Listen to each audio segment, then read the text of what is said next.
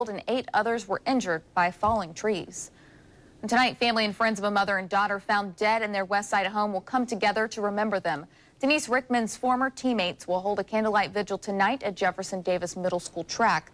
It starts at 7:30. 17-year-old was a student there and also ran track for Mandarin High School.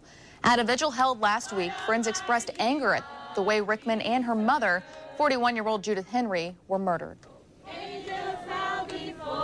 So far, police haven't made any arrests or named any suspects in the murders. Anyone with information about the murders, of course, you're urged to call Crime Stoppers at 866-845-TIPS.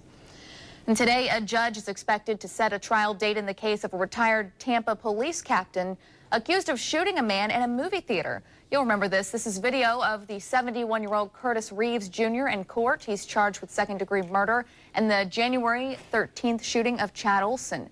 The shooting happened after an argument over Olson refused to stop texting during movie previews. Reeves' attorney says the client shot in self-defense. And this morning, a ex-New Orleans mayor, Ray Nagin, has been sentenced in 10 years in prison for bribery money laundering. This is video of him arriving in court today. A jury convicted Nagin in February for accepting hundreds of thousands of dollars in bribes from businessmen who wanted contracts with the city following Hurricane Katrina. And Secretary of Defense Chuck Hagel is paying a visit to the Kings Bay submarine base today. Hagel is touring the USS Tennessee, a ballistic missile submarine. He'll also visit the Trident refit facility, which oversees the overhaul, modernization, and repair of nuclear-powered submarines. The trip is a part of a series of visits to southeastern military installations. Unease in Korea. South Korea's defense ministry is reporting North Korea fired 2 short-range missiles off the coast of the Korean peninsula this morning. They're believed to be short-range ballistic missiles that flew more than 310 miles. They were launched toward the water. No damage or injuries reported. This afternoon, President Obama will arrive in Texas, where he'll hold a meeting in Dallas on the immigration crisis at the U.S.-Mexico border.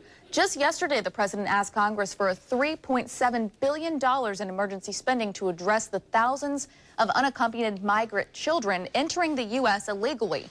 The Obama administration says the emergency funds would help clear a backlog in immigration courts, among other things. Among those attending today's meeting, Governor Rick Perry and religious and local leaders. Officials estimate between 60 and 80,000 unaccompanied children will cross the border this year.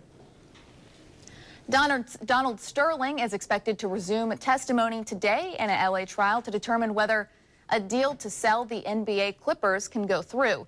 He gave about an hour of testimony yesterday. From a witness on the stand, he went after the NBA and doctors who declared him mentally impaired. Exchanges between Sterling and his wife's attorney became so heated, the judge was forced to step in several times. Sarah Snyder has more.